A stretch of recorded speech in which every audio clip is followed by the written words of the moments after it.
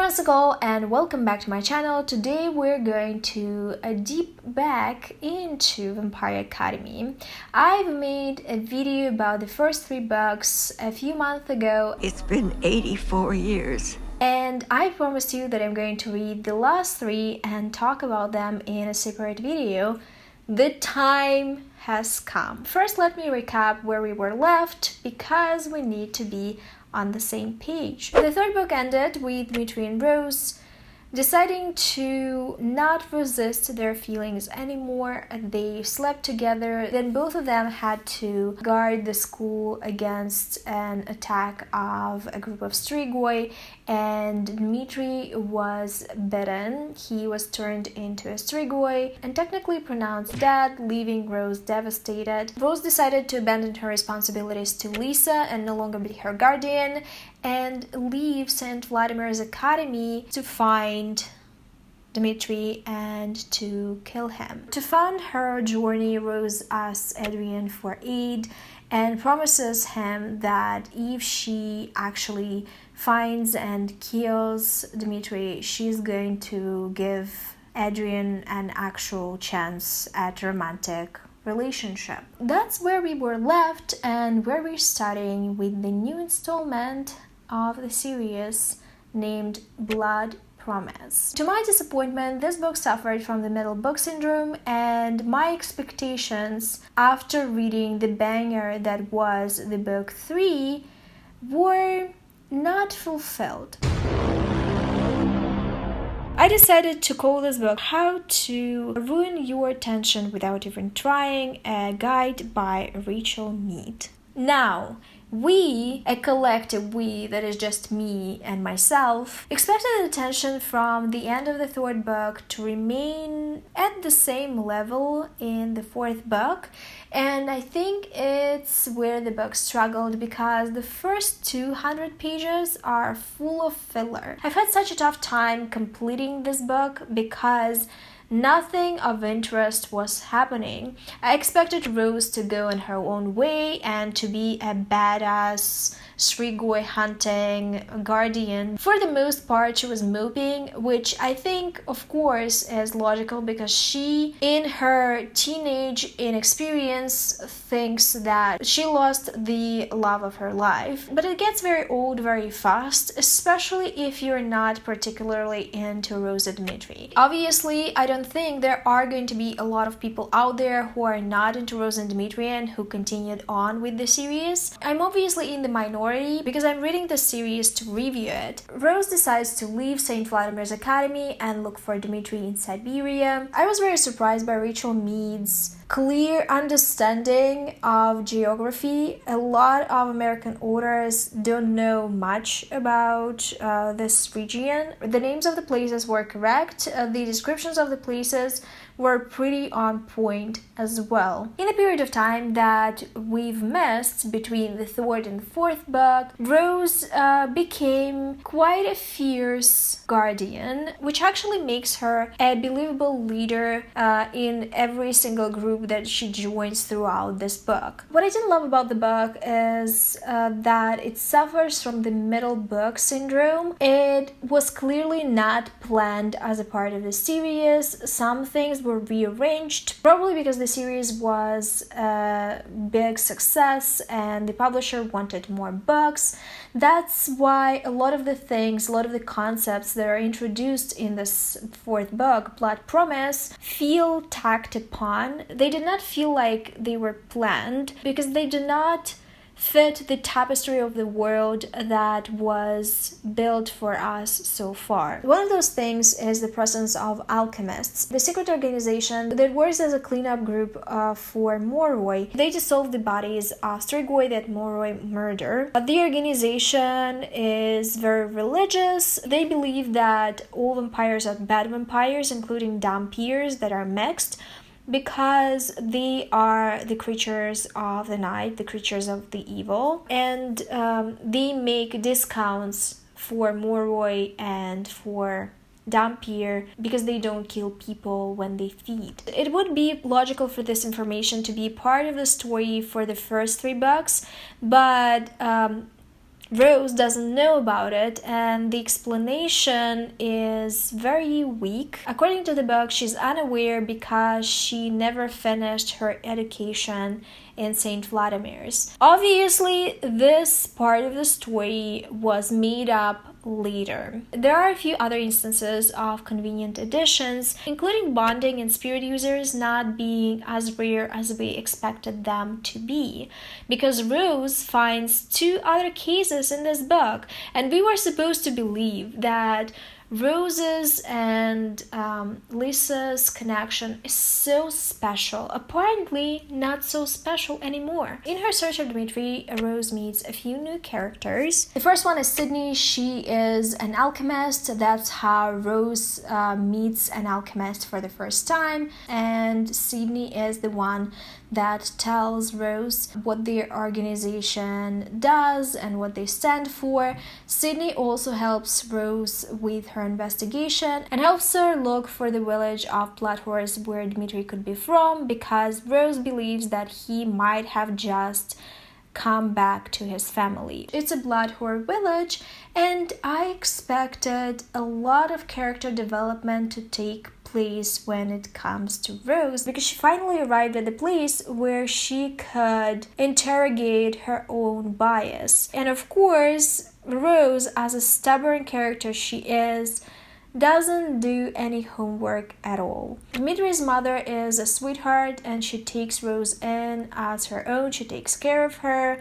Rose starts getting used to the family, and she also looks after Dmitri's sisters because one of them is close to being involved with a very dangerous Moroi. Victoria, Dmitri's sister, is fascinated with some fuckboy Moroi, and she follows him around like a little dog, which bothers Rose, of course, because of her preconceived notions. Not to say that the guy is not a piece of shit, but in my opinion, she should mind her own business more and let people live their lives. Also, nothing is going to happen if the girl is gonna get bitten by Moroi one time. But she just can't leave her alone and is constantly blue-balling her, being a complete hypocrite because she herself was involved in a forbidden relationship. She's continuously disgusted with the women that are knocked up by Moroi that live in the village, and she doesn't seem to go through any developments at all. In the same village, she meets Oksana, who is a spirit user, and her bounded partner named Mark. He is a shadowkissed Dragomir, and it's the first bound couple that Rose meets throughout the series. So it's not that rare, is it?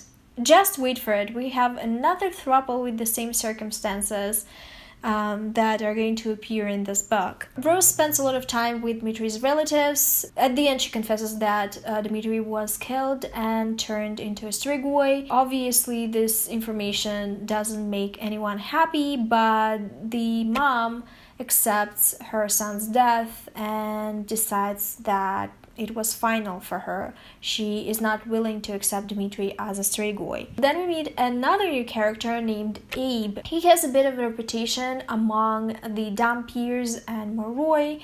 They call him Zmi, which translates to snake in English. He's a shady character that apparently was sent after Rose to bring her back. She promises to leave Belikovs alone and to leave the village in exchange of Victoria's safety. Abe says that he can protect her against some lusty Moroi men. Her search continues. She interrogates different Strigoi and finally gets a knock on her head and finds herself in captivity.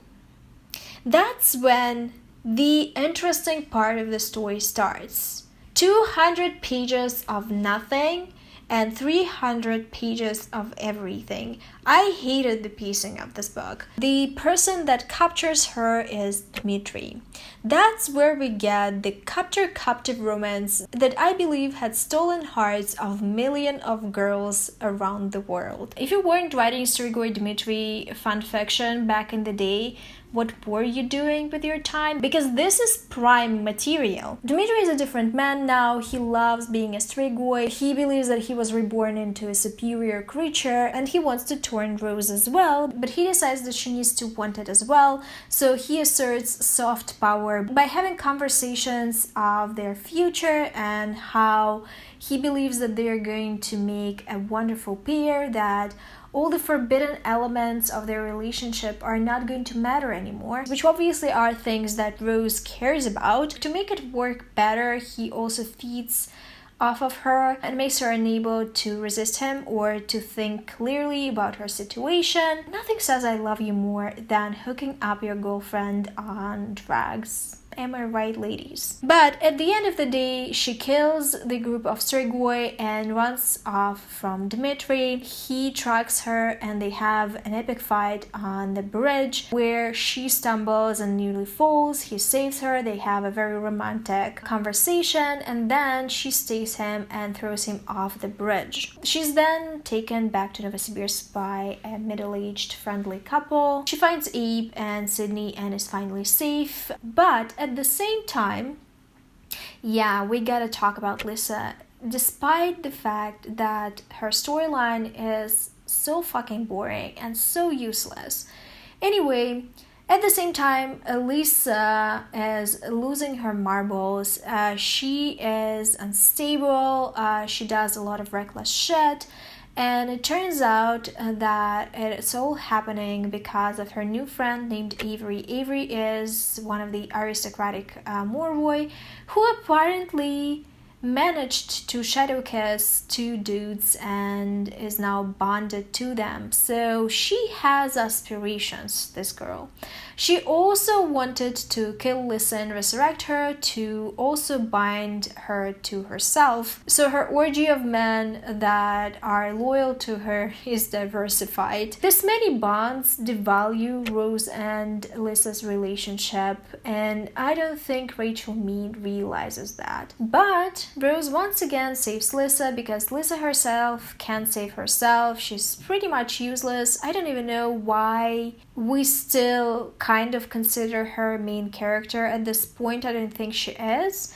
I don't think we needed her storyline in this book at all. If she doesn't have a point of view, we don't need to see her. I don't think it helps the story. I don't think it accomplishes anything. But Avery and her dudes are defeated and Rose finally goes back to St. Vladimir's. Of course, her year of rest and relaxation doesn't have any consequences because tension, what tension? There's no tension in this book.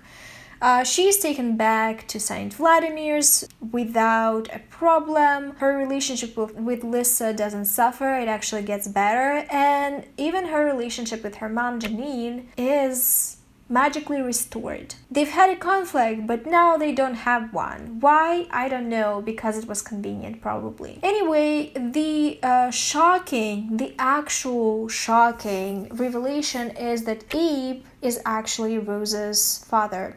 That's what Janine tells her. The non-shocking reveal is that Dmitri is actually alive.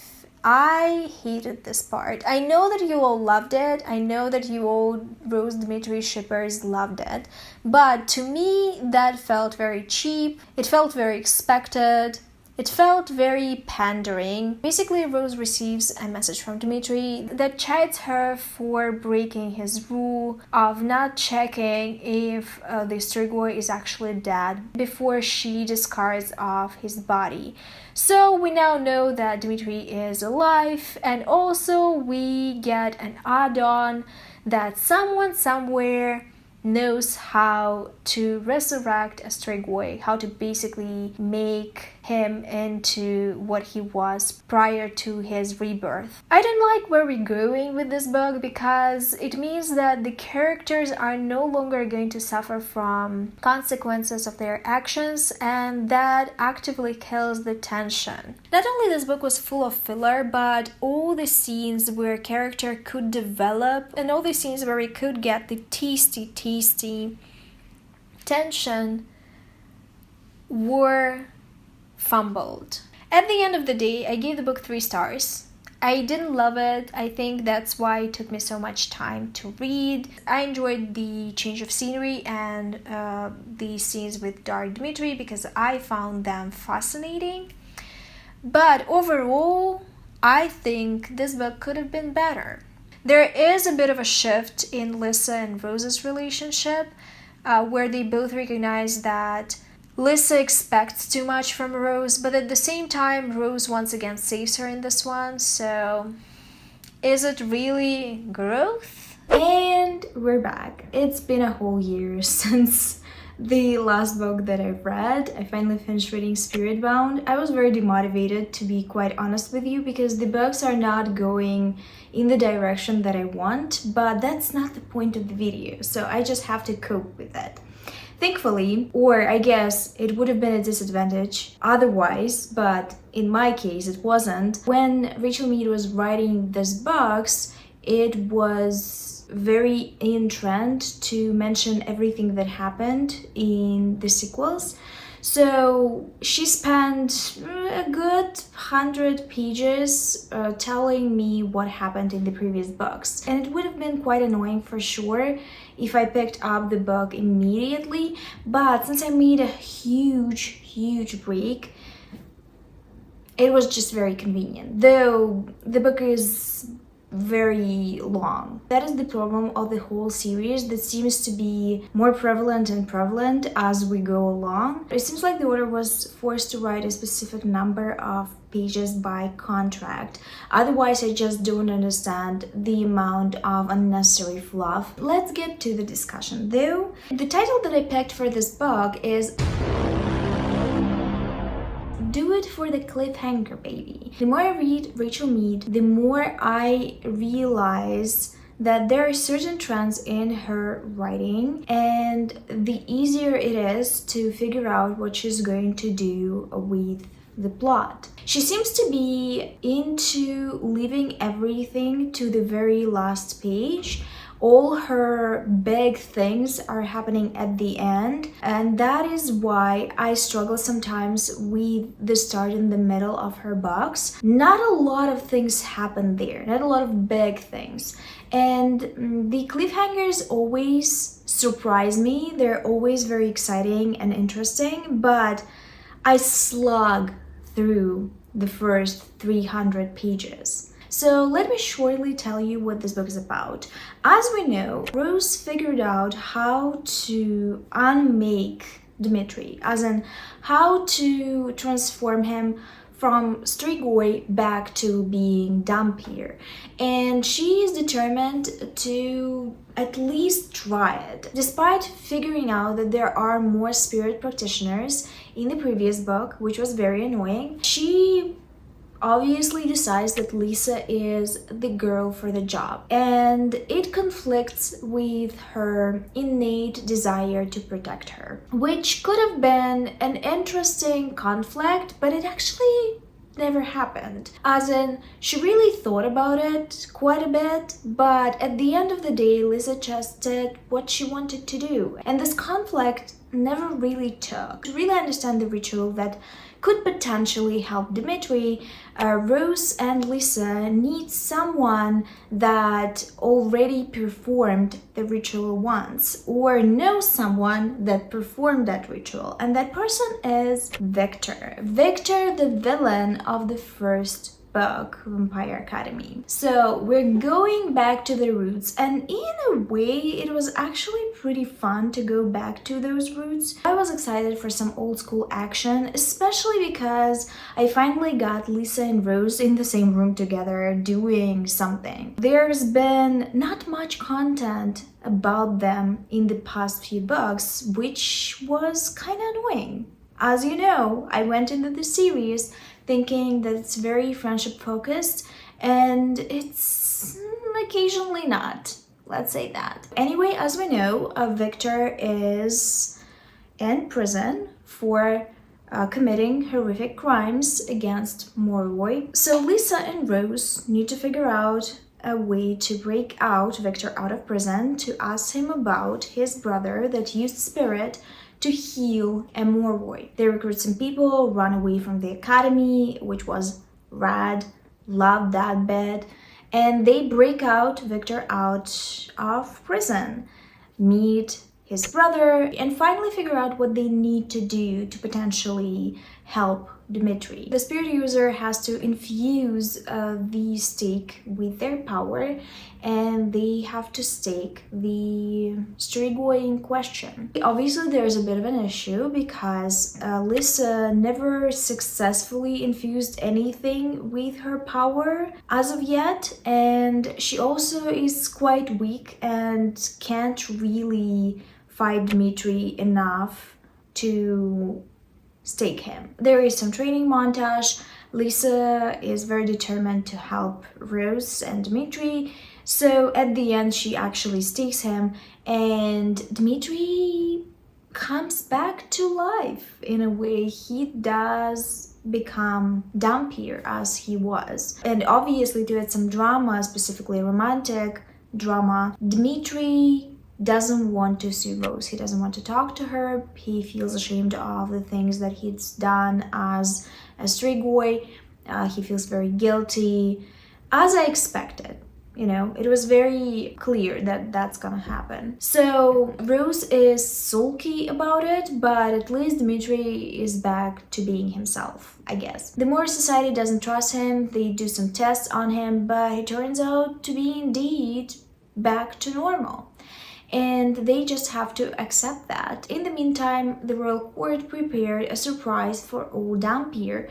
They decide, specifically Queen Tatiana, that from now on, Dampier are going to serve Moroi since age 16, which means they are going to be underage, taking on grave dangers instead of learning. And Dampier don't feel particularly just about it, especially Rose. She runs her mouth as she usually does, and after this big fight between her and Queen Tatiana suddenly is murdered, and everyone thinks that it's Rose. The Moroi court decides that she had motive, she had an opportunity, and also alongside the body of Tatiana they find her stake. Rose is in big trouble. That's how the book ends. And I'm telling you, the actual big things all happened in the last 20% of the book, and the build-up, in my opinion, was just not there. It wasn't intense enough. A lot of this plot twists came out of the blue,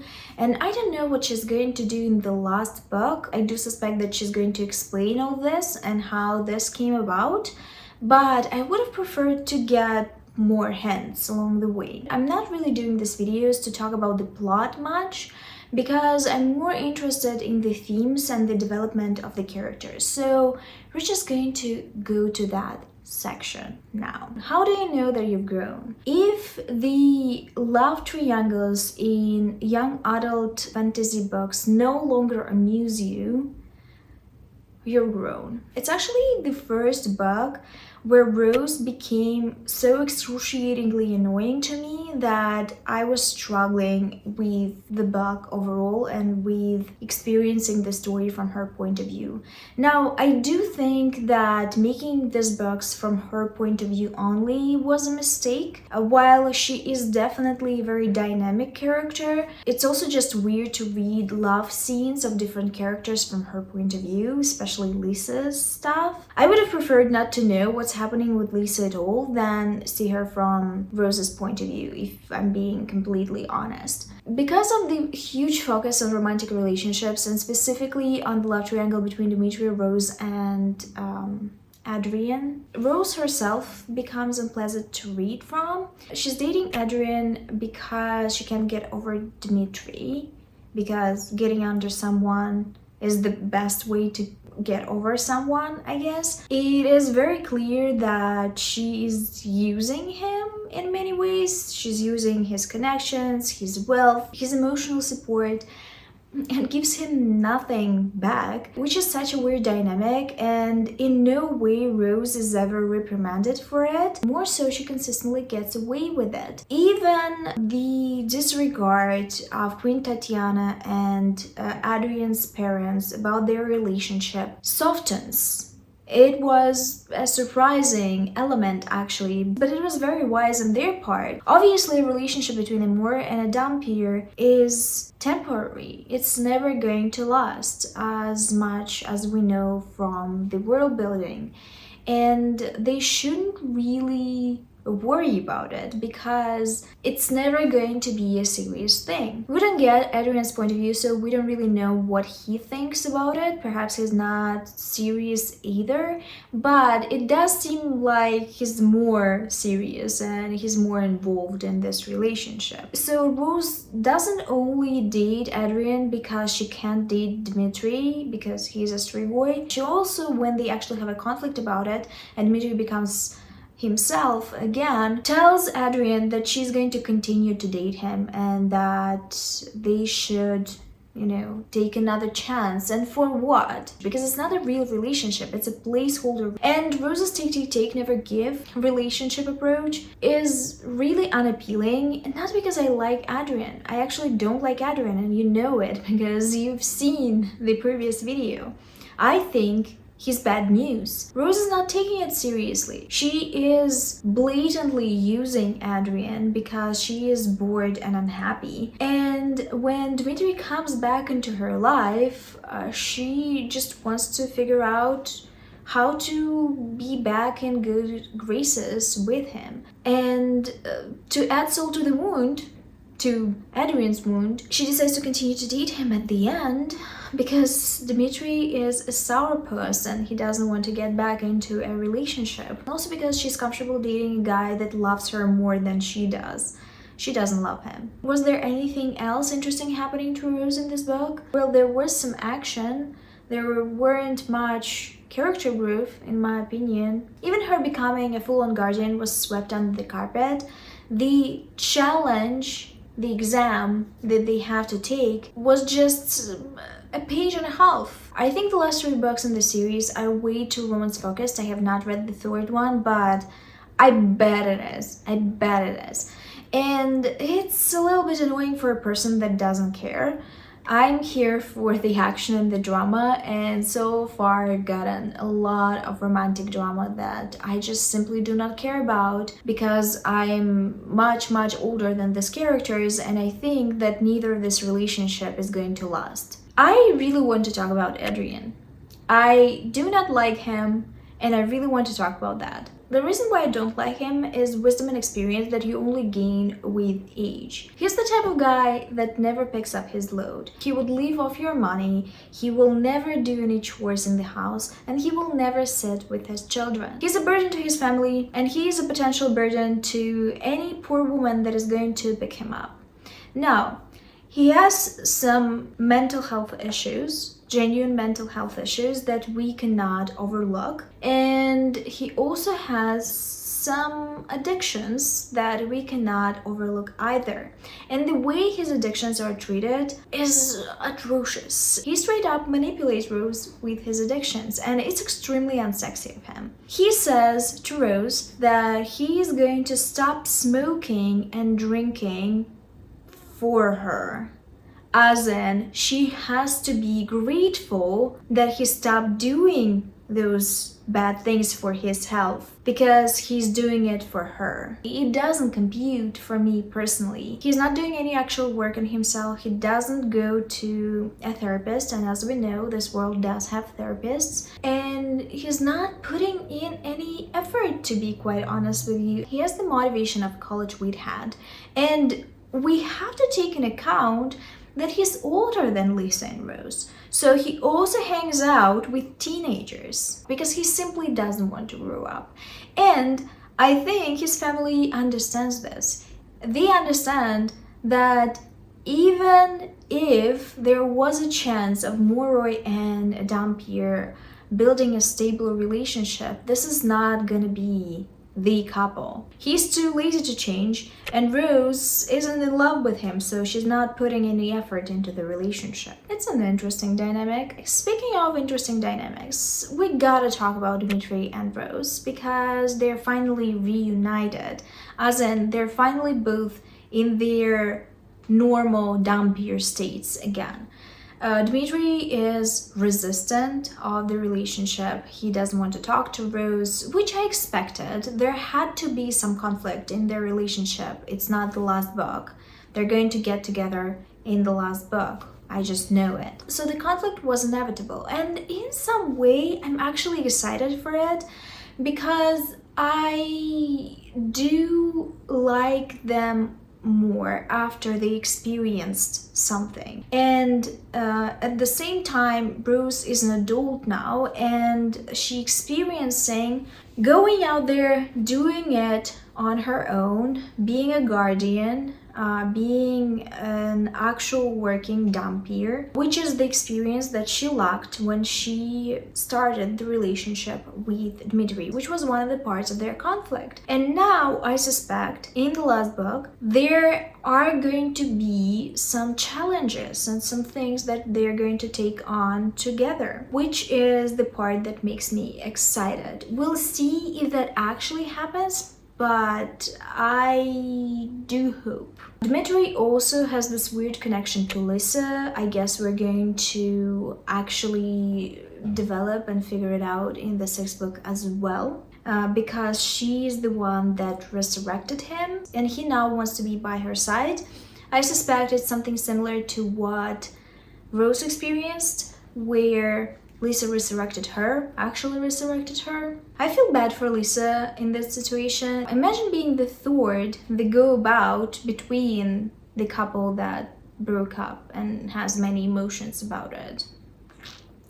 That doesn't sound very fun. Relationship drama aside, let's talk about the other characters and their connection to the plot of Spirit Bound. Tatiana is an interesting character to sacrifice. I was thinking Rachel Mead is building her up for something else, but also it makes sense because I think Lissa is going to play a bigger role on the council. She definitely is going to be at least the representative of her family and maybe even more. Young adult fantasy authors tend to sweep back for the main characters and for the way their storylines progress, so I wouldn't be surprised if Lissa becomes the queen. Because just why not? I love that the conflict at the end is kind of echoing back to the undercurrent conflict of all the other books, and that is the relationship between Moroi and Dhampir and how exploitative it is in a way, because Moroi expects so much from Dhampir but they don't really give. In that way, I guess Rose's and Adrian's relationship is reparations, and I shouldn't complain when she takes because Dhampir do deserve good things. It is implied that some more on the council wanted worse fates for Dhampir. They wanted not only to lower Dhampir's ages, but do something else, and we don't know what exactly. I think it's the mystery that is left for the 6th book. I think the 6th book is going to have more political intrigue, which I'm always down for. Speaking about settings, we get introduced to 2 more Moroi settings in the human world, and I found them to be very interesting. The first setting is Moroi prison, and it happens to be a moving prison. The location changes based on the time zone, so it would be situated where the day is longer and the prisoners wouldn't be able to run because light and vampires. The second setting that I found even more interesting are the Las Vegas casinos that Moroi apparently love. I think it's a good place to put vampires in because there's something there, something interesting about how fast the time passes in casinos, how murky it is, how much money people spend there, and how addicted they become to playing. There's something about the excessive decadence of casinos and how wasteful spending time there feels that does bode well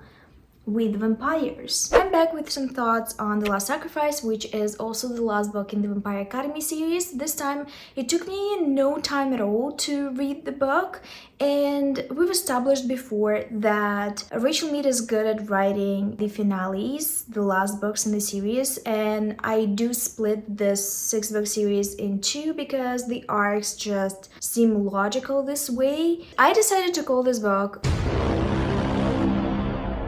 All Is Well, ? It's very clear from the last trilogy, the second trilogy, that there is going to be a spin-off. Even if I didn't know that there is actually a spin-off, it's been such a long time since the spin-off was published as well, I would have guessed it. Because we're introduced to a bunch of new characters that we're slowly building connections in this last 3 books, so it's obvious that they're going to play a bigger role. I didn't expect them to play a bigger role in The Last Sacrifice though, so I will have to introduce you to new characters because I decided to completely skip and not do it in the previous bits of this video. Let's start with the plot of The Last Sacrifice. So, as we know, Dmitri was transformed back into being a vampire by Lissa. Rose got into a lot of trouble because she becomes a suspect in Tatiana, the vampire queen, murder case. She's the main suspect because she manages to get into a fight with Queen Tatiana a day prior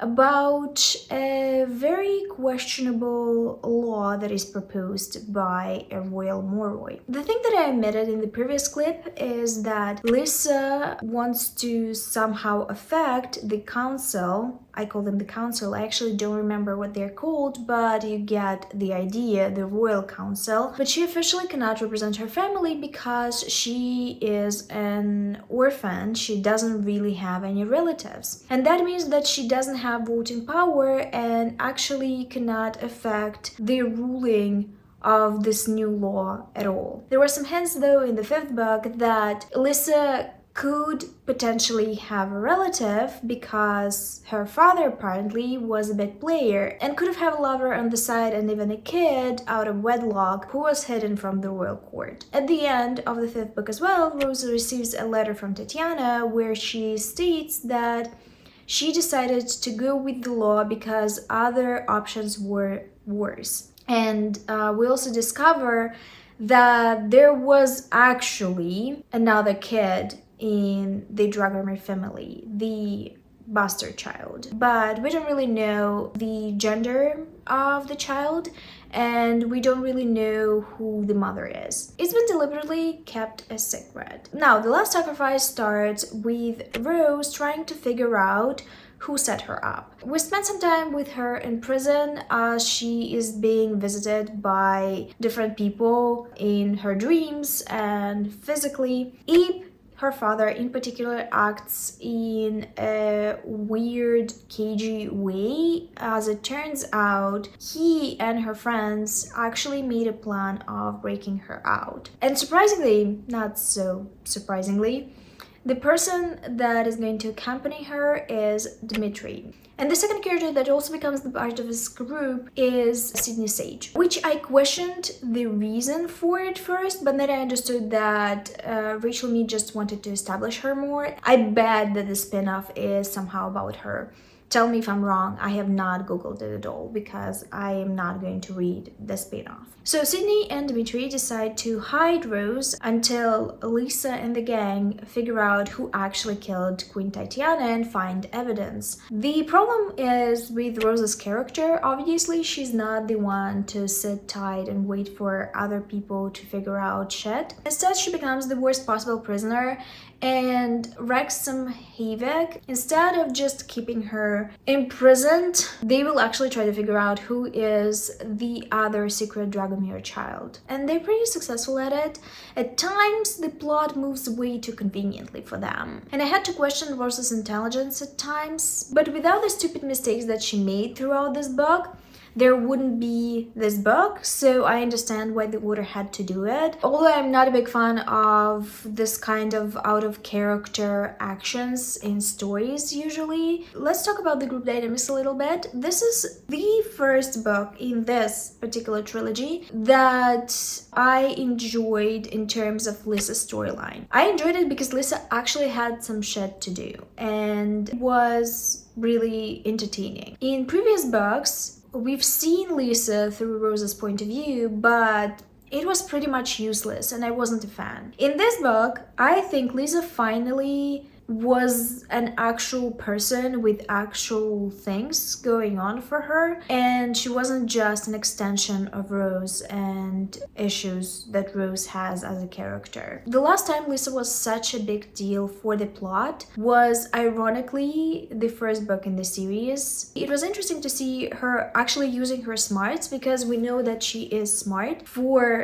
investigation purposes, and also struggling with her place in the Moroi world. A lot of this book is just plain old mystery, and we're not going to dive too deep into it because why? It's just a mystery. There's nothing thematically that is interesting. It's a fun plot, don't get me wrong, it's just not something I really want to talk about. Instead, we're going to go back to the themes and talk a little bit about that. So one of the few things that surprised me about the series overall is how religious vampires are in this series. My point of view is that it was included so more conservative readers could be cajoled into liking a vampire novel, because there was a lot of outrage at the time about fantasy being banned in Christian houses. I don't know if that is the true reason, but that was my working theory. And in this second trilogy, we get a new outlook on religion overall, because we're introduced to alchemists that think that vampires are rotten regardless of their status. They don't even like Dampier because they're mixed, but they are a bit more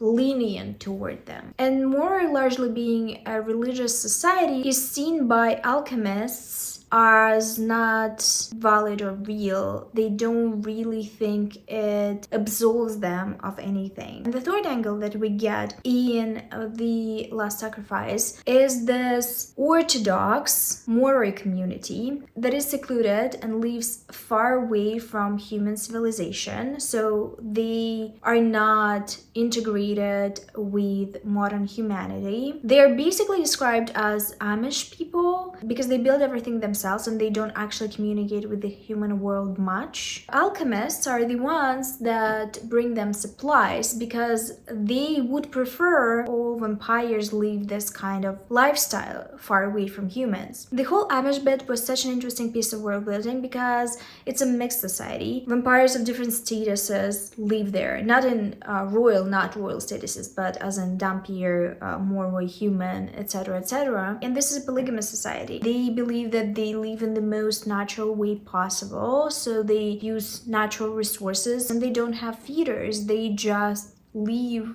with their feeders as family. That was a very interesting take, especially because of Rose's reaction to it. She just found it so unnatural and so off-putting. I'm consistently surprised how not self-aware she is, considering that she was dating a Moroi for a bit now. She doesn't ever question how is it okay that she's dating Adrian, and is sort of even seeing a future with him when others don't. But somehow this untraditional for her family structure is shocking, and she's consistently on the cusp of doing the same thing. The Amish thing was a very interesting element in this book, and I think it actually brought a lot to the table, surprisingly. I would be the first to point out fluff in books, because I don't like when they are overgrown with unnecessary detail, but I actually think that this particular element actually brought a lot to Rose's characterization and to the thematic part of the story overall. So Sydney, Dmitri, and Rose are traveling. They're trying to hide from Dragomir that are looking for them. They gather hints about a possible Dragomir child. Both Sydney and Dmitri play a big part in figuring out who the secret Dragomir child is. Sydney because she has all this information from other alchemists, and Dmitri because he is an ex-Strigoi and he still has connections. Rose also consistently communicates in her dreams with Adrian and peeks at what Lissa is doing, and also surprisingly connects with Victor and his brother Robert. As I said, Rose makes a few dumb mistakes, such as telling Robert and Victor all the information about their investigation, which made absolute zero sense. She just had to do it for conflict. Her expectation that they could help was not born out of a smart place, and as a person that had some experience already with Strigoi and in general with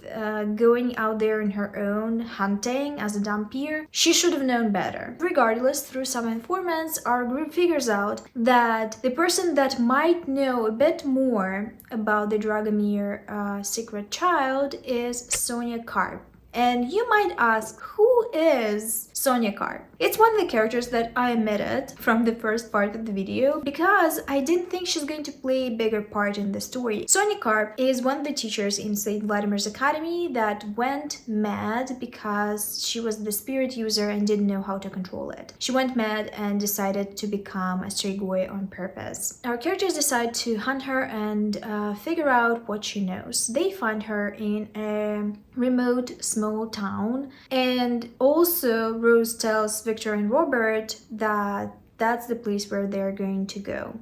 So they arrive as well, and all of them interrogate her, which proves to be useless because she's very fast, very strong, and very angry, as most Strigoi are. Well, as all Strigoi are. Instead of doing more interrogation, Robert, Victor's brother, who's also a spirit user, uses his spirit to transform her back into a Moroi. Sonia is shook at first. She is bogged down by the things that she's done as a Strigoi, as Dmitri was at some point. At the end, it turns out that the woman that had a secret child with Lissa's father is one of her relatives. This woman also turns out to be a mother of a character named Jill, the character that I also omitted because I thought she's gonna be important for the spin-off, but not too important for this storyline overall. Jill is a younger student in St. Vladimir's Academy who is a big fan of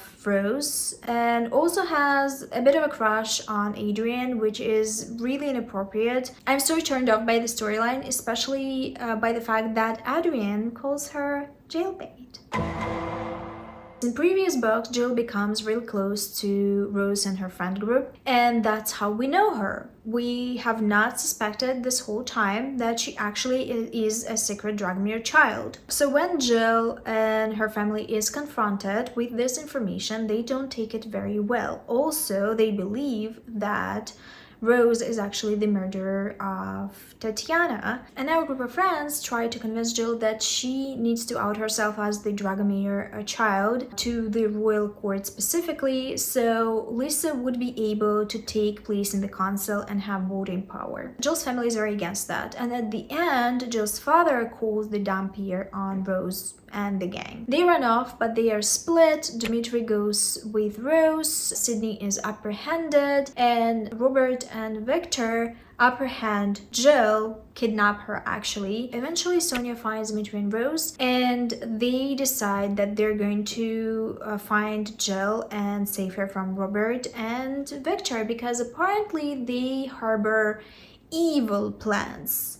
We could have suspected that. They find her, they get into a big fight, and Rose hulks out, gets all her evil dark energy out there and kills Victor, which she struggles with psychologically because she's been told throughout her whole life that she shouldn't kill a Moroi. In the meantime, Lissa and the other part of the gang figure out who might be responsible for Tatiana's murder. They had a lot of potential suspects, but they narrowed it down to Adrian's mom and to Christian's aunt. At the end, it turns out to be Christian's aunt, spoiler alert, which was kind of a weird choice for me personally, but fine. Lissa was also convinced to participate in the Next Best Monarch run and to go through the challenges. She actually meets a lot of support, especially from non-royal Moroi. It also is clear that her transformation of Dmitri played a part in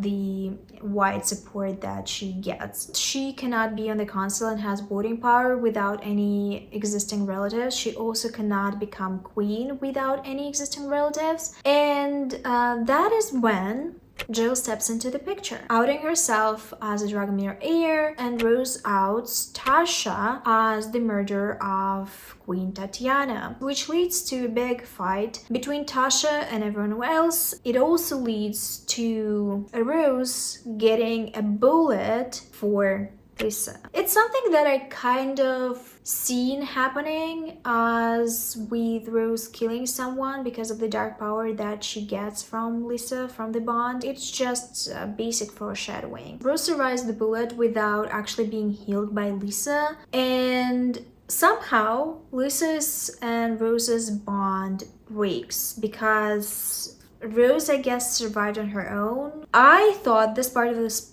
plot was such bullshit. It was so badly explained. It was done to close the arc, to finally show that Rose is a separate individual and their friendship is not built in because of the bond. I just really didn't like this choice because in fantasy there have to be consequences. Not everything can play to your hand. I felt the same way about Rose, Dimitri's, and Adrian's relationship, this whole triangle, because in this book, and that was actually exciting for me for once, Dmitri and Rose spend a lot of time together as adults. I was actually excited to see them figuring shit out and communicating and being on the road as two badass damn peers. I surprisingly really enjoyed this part of the storyline, and I have not liked them as a couple throughout the whole series, so you know it's good. The thing that bothered me a lot is that Rose doesn't suffer any consequences for cheating on Adrian. She's blatantly cheating on him in this book. She was emotionally cheating in the previous books, but now she's physically cheating. It was just so immature, and Rose is trying to seem so mature in this book. It was just a contradiction that I could not stomach. There is a frank conversation between Rose and Adrian at the end of the book, which I found so interesting because I agreed with both of their points.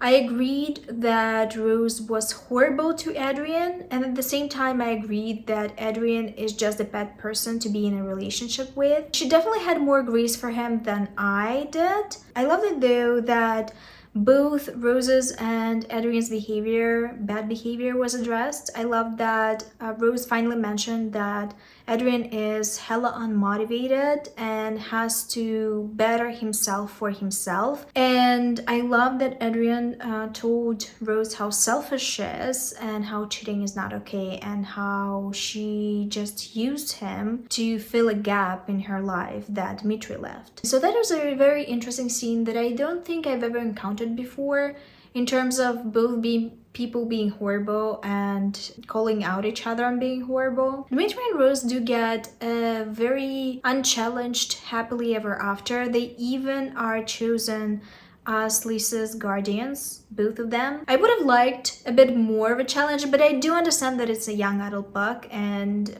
you know, you have to give more positive than negative than in an adult book, but still, some consequences would have been nice. In general, in Rachel Mead's work, I noticed that she kind of uses male characters as means to an end by female characters. It is very clear with Rose, but it's also present with other characters. Specifically in this book, a lot of the female characters use their feminine wiles to make guys that like them do something for them. And I just am so tired of this trope. You all know that I'm not even heterosexual and I don't have any skin in the game, but it does feel like this pervasive trope portrays men as sort of idiots that can't determine if someone likes them for them or someone is using them. And at the same time, it portrays women as users that are willing to use their body, their looks, to get something out of men. I think it's just such an outdated trope, and it's really offensive to both parties. I think I've noticed it a lot in The Last Sacrifice, especially because Rose is using Adrian in this book. Sydney is using some alchemist guy that likes her. Tasha is using one of the guys that likes her. And even Rose's mom, I believe, has a plot point where she uses a guy that likes her. I do not appreciate it. It does seem like an immature trope for me. What I'm getting from the series overall is that young adult romance is no longer for me. It's very teen. There's too much inexperience that leads to toxicity, and I can't no longer stomach it as an adult. So what I have to say overall about this series, I think it grew on me, specifically because of how much of a banger the last book in each trilogy is. I also enjoyed that despite it being a really large series, Rachel Mead managed to tuck everything in. We're not left with any blatant plot holes. Maybe there are some small ones, but overall I'm satisfied. I enjoyed the world building of the story. I think it offers a lot of interesting things to think about. I essentially grew to like Dimitri and Rose despite having some beef with them at the start. And also I was overall surprised how Rachel Mead managed to juggle so many things, so many plot points, so many characters without me feeling overwhelmed. So in the comments down below, tell me about your favorite scene from the series overall and the scene that you hate the most in the series overall. Also tell me who's your favorite character in the series and why, and if you'd be willing to read a spin-off about them. If you have any suggestions for me for older finished series that you would want me to make a breakdown on, you can also leave this info in the comments down below. On this note, thank you for watching this video. I hope you enjoyed it, and I will see you soon with another one, but until then,